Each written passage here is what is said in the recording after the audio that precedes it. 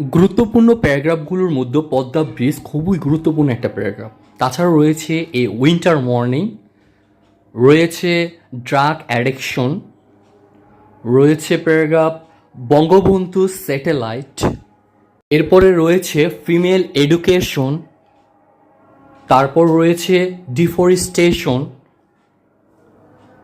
এরপরে আছে ডরি সিস্টেম, এরপরে রয়েছে গ্লোবাল ওয়ার্মিং, তারপর রয়েছে ফুড অ্যাডাল্টেরেশন, এরপর রয়েছে এই স্ট্রিট অ্যাক্সিডেন্ট।